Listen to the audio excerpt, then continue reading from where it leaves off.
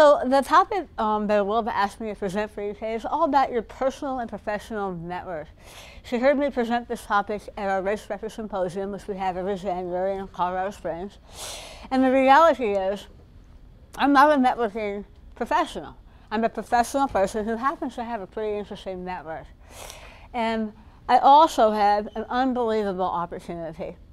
As a result of my being the senior female executive at USA Triathlon, I had the opportunity to participate in the Olympic Sport Leadership Certificate course. That's a mouthful. Presented by the Northwestern University Kellogg School of Management. Talk about a blessing and talk about an opportunity. If you know anything about business, you know there are approximately 2 or 3 names in the education world that mean anything. Wharton School in Pennsylvania is one, and certainly Kellogg School is another. And as a part of that leadership course, we had the opportunity to listen to Professor Brian Uzi. And his niche is the research and the science behind personal connections, behind networking. And I thought to myself, wow, I am the worst ever in the whole world when it comes to networking. So I was fascinated by this topic, and I've been given permission by Professor Uzi and the leadership at Kellogg to present some of these concepts and share them with you. His concepts are, whoa, wrong button, wow, Moses. His concepts are largely based upon some of the concepts in The Tipping Point. I may have read that book, by the way. Good. Fascinating book, right? A lot of interesting concepts and a lot to absorb and a lot to happen. But like any of the great books of leadership and opportunity and success that we read, you take what you can use, you leave the rest, you find out what works, you try it out, you let it go. Same kind of idea. So some of Professor Uzi's material came from the Malcolm Gladwell book. And the other thing that Professor Uzi presented was a little bit of science behind this. This isn't a professor in front of the classroom giving a lecture. Dr. Stanley Milgram did a pioneering research study. I'll illustrate that in a moment, share it with you. And his science ended up supporting the theory behind effective networks. How many have heard of the Midnight Ride of William Dawes? Exactly what I thought. My answers are that same question. You were in the class, you have an advantage. Hush. That is key. And by the way, you guys, I know I have a little speech impediment, and when I get wound up and rolling, I get wound up and rolling. If I lose you, flag me down. All right, flag me down, because as you can see, I get pretty fired up. Well, how many people have heard of the Midnight Ride of Paul Revere? Exactly. How many people can recite the poem? Listen to my children, go with me, and you shall hear of the Midnight Ride of Paul Revere. Exactly. Well, apologies to Mr. Longfellow who wrote that poem. What most people do not know, but those of you who read The Tipping Point probably do recall, Paul Revere was one of 2 riders on that fateful night. He was one of 2. And the second rider was, of course, William Dawes. Now, we all heard about Paul Revere. He warned the outlying village, what did he say? The British are coming, the British are coming. And the shot was fired, it was heard around the world, and the American Revolution, and here we are today. All because of Paul Revere. Well, what the heck is the deal with William Dawes? Well, for heaven's sakes, this thing is really sensitive. The deal with Dawes and Revere is this. When Paul Revere rode to his 5 or 6 or 7 villages, he told his contacts, the British are coming, the British are coming, the British are coming, spread the alarm. But when William Dawes rode to his 5 villages, he told his contacts, spread the alarm. And the problem with Mr. Dawes' network is his people all knew one another. Paul Revere's network, not they know one another, but they all knew other people. So Paul Revere told this guy who told that guy, that guy, and that guy, and that guy, that guy, and that guy. William Dawes told someone who told that guy, and that guy. Well, then William Dawes told that guy who told that guy, and that guy, and that guy. And then William Dawes went to that guy who told that guy and that guy. So the same 5 people got the same message. from William Boss. But when Paul Revere told the 7 people, each of those 7 went and told 7 others. So then 7 and 7 and 7 and 7, pretty soon hundreds of people heard the message from Paul Revere. And who's the more famous of the 2? Paul Revere. So the question and the theory and the problem for you and your professional and personal networks is this. How many of your contacts are contacts of one another? And let me tell you a great example of this. Tri Club. Right? The Tri Club. You all know one another. Who are you going swimming with? Folks from the Tri Club. Who are you going biking with? Folks from the Tri Club. Who are you going running with?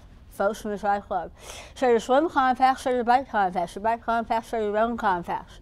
Is that a Paul Revere network or a William Dawes network? It's a Dawes network. Absolutely. And so how many of your networks and how many of your contacts are contacts of different people?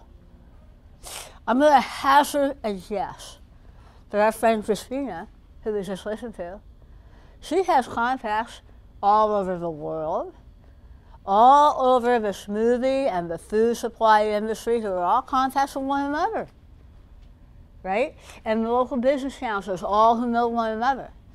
You don't become very successful in the business world with several different stores and developing properties and looking to expansion unless you have a huge, huge extensive network. Is that fair? Probably so, right? And so the way the research and the work of Stanley Milgram and Professor Musi describes this is that you have the connector versus the ordinary one.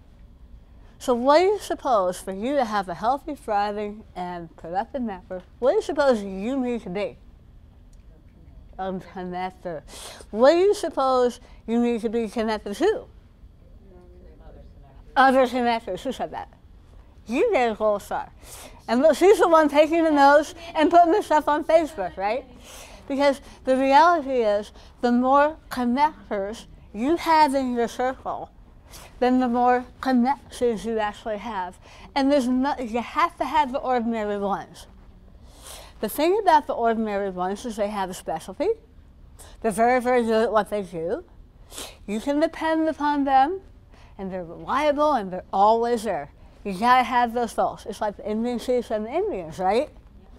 So the reality is, for a really robust and healthy network, you gotta have it all. But the connectors are the ones who are so important to your network growing and thriving.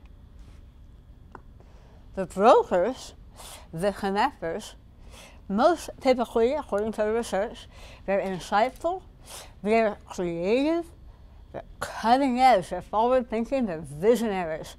Let's think about the exercise we did with the Wilbur to start today. What shape are the connectors? Absolutely, they're squiggles. What else are the connectors? What other shape? A little bit. Circles. Absolutely. Squiggles and circles are your connectors. So when you find yourself in conversation, if you're listening to someone who's going off in this wild direction and you're like, whoa, stop. Hit the pause button. What is that person probably? Probably a connector. That's the person that you want to have the conversation. Where you're from, what you do, where did you grow up, where did you go to college, what is it like best about that town, who's you meet, who's the one person in college who you've lost touch with that you wish you hadn't. Those are the ones you want to have the conversation starter, and look where that thing is going to go. File those nuggets away. Does that make sense to you guys? Absolutely. And same thing with the circles. Let's think about the role of business and industry for a moment. Who might be a broker in today's business world? Tremendous example, recently deceased. Steve Jobs, of course. Steve Jobs from Apple, visionary. Would that describe Steve Jobs? Yeah. Creative, insightful, cutting edge? Oh, you bet. Crazy. That's another nice word for cutting edge.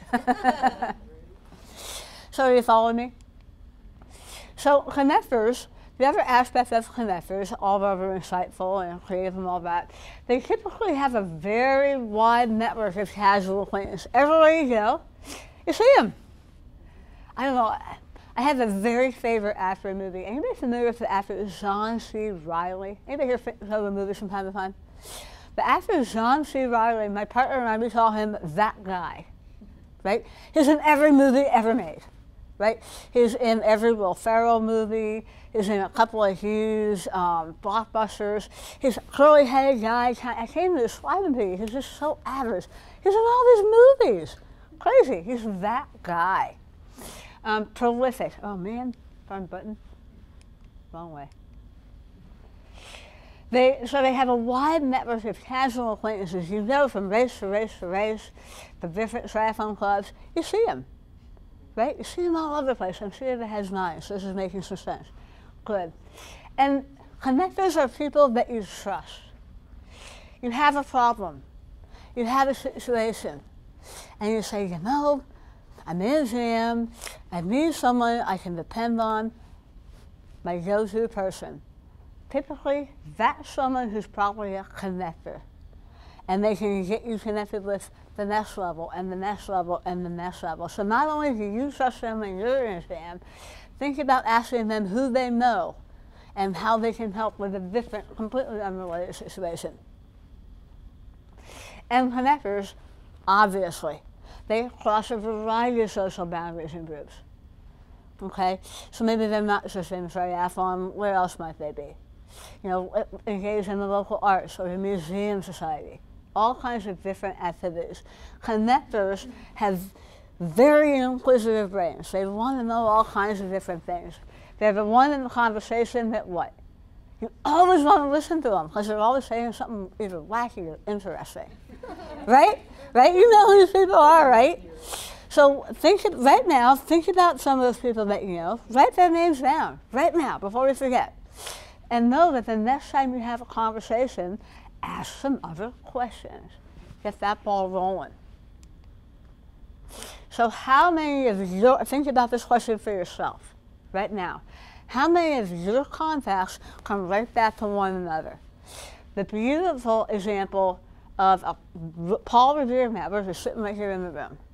We had Kathy here from Colorado, we had Natalie, our pro, we had Susan Daniels from St. Anthony's. All of us are connected far outside this room, right? And now that we're all in this room today, guess what? That all came in. What happens when we walk out the door? You're connected. We are all now connected. We're all part of one another's network. Keep that network humming. Keep that network buzzing by sharing the occasional email. Hey, what's up? What's going on? Hey, I have this thing going on. What do you think? Right? Tara over here is in the what? Mid-East region? Is that your home region, Tara? This is Allison. I'm sorry, Allison. Tara's over here. I think you're in Mid-East, right? Tennessee. Now you're Southeast. Oh. You used to be in Mid-East though, right? I did, yeah. Right. And so, great example. Mid-East region, just moved to a whole other USAT region. Well, she has that whole network back there in Southeast, Mid-East. Just moved to Southeast, which by the way is a fascinating and very vibrant region. Now what happens? That's electricity right there. That's why I'm here. Exactly. So we today have turned into a network. And so every day, every situation you find yourself in is a network. So take that out for a spin. How many of your contacts go to one another? How many of my contacts go to different people? Now that we're here in the room today, boom, brand new network. Make sense? So the three characteristics of a Paul Revere network, the vibrant network, the one we all want to have: diversity. You have different points of view in your group. The thing about engaging in a diverse network is what? The challenging thing about that is what? Can you be a little uncomfortable? Be around people who don't think the way, well, let me put it the other way. We're all very, very comfortable when we have the same point of view. And we have similar philosophies. I'm not going to bring politics into the conversation, but that's a great example. When we all have the same foundation and the same point of view, we're comfortable. On top of it all, we're women. We like to be comfortable, don't we? The whole comfort level thing is a big deal for us. And so in the polarity networks, you have a lot of diversity. You have very different points of view. So the thing for you to take home about this is I need to expand my horizon. Listen to people who I otherwise would not be attracted to. Someone I might not necessarily be listening to, I should dial into that. Right? This is an opportunity. Trust. The broker, the connector that you trust is really important. And a great example of this is the boards of directors of all the major corporations. There's a little tool on Google or Yahoo or something that it lists all the members of the Fortune 500 boards of directors. Great exercise for understanding how networks operate in the corporate environment. Guess what you're going to find if you pull up 15 of those 500 boards of directors? You're going to find probably 5 guys on those 15 boards that sit on, not all of them, but the majority of them, right? And how'd they get that way? One knew the other, who knew the other. Oh, this guy knows from insurance, we gotta have him here. This guy knows from building wealth, we gotta put him over here. The next thing you know, you got the boards of directors of the Fortune 500, so 500 boards of directors, 10 people on a board. That should be 5,000 people, right? 10 times 500? Guess how many people are on those boards? Not 5,000, I can promise you that, right? And oh, by the way, not very many of them are women. Oh, by the way. So the reason for that is they all have information. And when it comes time to share the information and use that information, there's a tremendously high bar of trust. Oh, hey, look what I heard, look what I know, this is helpful. Come on in, join the party. And that's what that network is, that party, the informational party. And then the characteristics are the brokers, the people who link us all together. In the case of today, who was our broker? Who was the broker of the network in this room today? Of course. Of course. And you don't always have to sit around and say, well, here's my network, boom, boom, boom, boom, boom, who's my broker? No, that's not the point of the exercise. The point of the exercise is when you see that there's someone who knows a lot of people and you have a need, you're putting on a seminar, you want to put on a race, you want to build your club, you want to find more women, you want to reach out to the schools and bring in youth, whatever that may be, you want to reach out to the local business community and find sponsors, you want to find the connector there. Who might be someone who knows the business community and the leaders in the school community, and who might know someone with some nonprofit funding to be shared? Well, in the case of the meeting today, that was our friend Matilda. And so when you can identify those people who you happen to know, understand their reach, suddenly you figure out who's a broker, how they can help, and now you're putting it all together. Make sense? It's very cool, isn't it? And you see why I was so excited about it. It was really awesome. So here's a case study that illustrates all of these principles. And this is a study done by Dr. Milgram in 1962. And the information is in Omaha, Nebraska. Now, Dr. Milgram planted this information, 1962. Think about that for a minute. What did we not have in 1962? The internet, social media, cell phones, right? What do we have? Mail, snail mail, landline phones, planes, trains, and automobiles, okay? That's how information moved. We had printed media, right? But we had nothing electronic, none of that. So Dr. Milgram planted a little bit of information. And here's what he wanted to find out. How long would it take this little nugget of information to get from Omaha, Nebraska to Providence, Rhode Island? A. B. How did it get from Omaha, Nebraska to Providence, Rhode Island? Anybody who did not read the book, you know the answer to that question. How long did it take? Any guesses? Any guesses how long did it take for this one nugget of information to get from Omaha to Providence? How long? 1 second. 2 seconds. Nope, Cool. a lot longer. You said a week? How? Anybody else would guess? A month. A month? Remember, no cell phones, no texting. Oh, a week then. Yeah, we had to guess a week. It actually took 4.5 days. 4.5 days. Whoops. And here's how it got there. How do you think it got there? Anybody would guess? Word of mouth. Word of mouth, but who? Whose mouth? Truck driver. Truck drivers, an excellent guess, but that's not it. No, but that's an excellent guess. Why? Roads, right? Yeah. Family members. Family members, another great guess, not it. Train conductor. Close. Mailman. Yes. Mailman. How else? One more. Bus driver.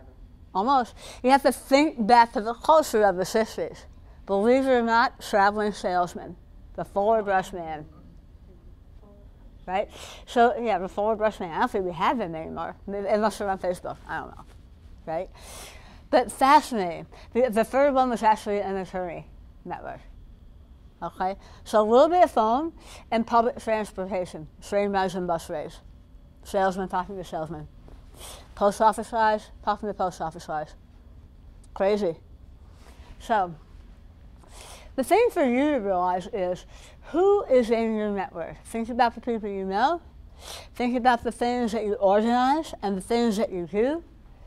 You have brokers. You have connectors. You have the ordinary one. And oh, by the way, what position are you? Not only in your network, but obviously in all the other networks that you're a part of. Right? If you all are in my network today, I would respectfully submit right now, today, at this moment, you're all the ordinary one. Right? Because you're just listening. We've all met, but we haven't really accomplished anything together yet. Fair enough? So think about the people in your network, figure out what those roles are, and how can they change? Should they change? Right? Might they change? Is your network a Paul Revere network or a William Dawes network? Now the William Dawes and Paul Revere in this example is very dramatic. There were actually 5 writers that night, not just 2. We still know about Paul Revere. So the thing about networks are that when we're all somewhat similar, and when we're all close, and when we have a shared activity, those are the foundational elements of the network. The shared activity does what? Makes us comfortable. It initiates interaction. So those are the principles, foundational principles of a vibrant network. But what makes a network healthy, as I said before, is that the diversity of interest that expands that network. So this is really a small snapshot of a tremendous amount of research and a great day in a college lecture hall that I shared. So I hope that you've enjoyed it, and I hope it really helps you